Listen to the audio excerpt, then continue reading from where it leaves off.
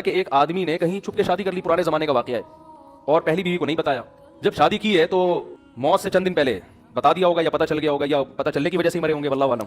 بہرحال وہ انا للہ ہو گیا ان کو. جیسے ہی پتہ چلا، ان کا چانس یہی ہوتا ہے کہ جب پتہ چلے گا تو اب آپ کی زندگی کے دن بہت تھوڑے سے انتقال ہو گیا. اب وہ عورت کہیں گاؤں دیہات میں دوسری زوجہ رہتی تھی، تو پہلی کو خیال آیا کہ ٹھیک ہے میرے میاں نے صحیح کیا، غلط کیا، لیکن وراثت میں اس بیوی کا حصہ بہرحال بنتا ہے. آج کل یہ سوچ نہیں ہے، بھائی شرم یہ میرے لیے حرام ہوگا اگر میں اس کا حصہ کھاؤں. تو جو اس کی وراثت کا بڑا کروڑ پتی آدمی تھا، وہ حصہ لے کر گئی ہے اس پہ دوسری زوجہ کے پاس. وہ یہ کہہ بھی سکتی تھی کہ تو چھپ کے کیا ہے نا، ہم تھوڑی ذمہ دار ہیں، ہمیں تھوڑی بتایا تھا. اس کے پاس حصہ لے کے گئی. یہ جب خدا کا خوف ہوتا ہے نا، لالچ نہیں ہوتی، تو ایسے ہوتا ہے. اور ایسے لوگوں کے لیے اللہ پھر رزق کے دروازے الگ طریقے سے کھولتا ہے. اس کو میں ابھی حدیث سناتا ہوں، اس پہ کیسے اللہ غیب سے رزق کے دروازے کھولتا ہے. اللہ پہلے آزماتا ہے کہ حرام کی طرف مت جاؤ. حرام میں اگر ملے گا بھی نا، سکون گیا. لالچ، ہوس، یہ چیزیں انسان میں پیدا ہو جاتی ہیں. تو جب وہ اس کے پاس گئی اور کہا کہ بھائی میرے میاں نے کی ہوئی تھی، ہمیں پتہ چلا، اور اب میں تمہاری وراثت نہیں کھا سکتی، جتنا میرا حصہ اتنا ہی تمہارا. وہ بھی کتنی خاندانی. اس نے کہا کہ آپ کے شوہر نے مجھے 3-4 مہینے پہلے طلاق دے دی تھی، تو انہوں نے اس بات کا بتایا نہیں تھا، لہذا میں ان کی زوجہ نہیں ہوں، میرا حصہ نہیں. کیسی خاندانی عورتیں تھیں کہ نہیں تھیں.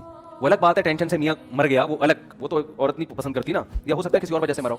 لیکن ہونا یہی چاہیے معاشرے میں، بھائی جو میرا حصہ نہیں ہے وہ میں کسی قیمت پہ نہیں لے سکتا.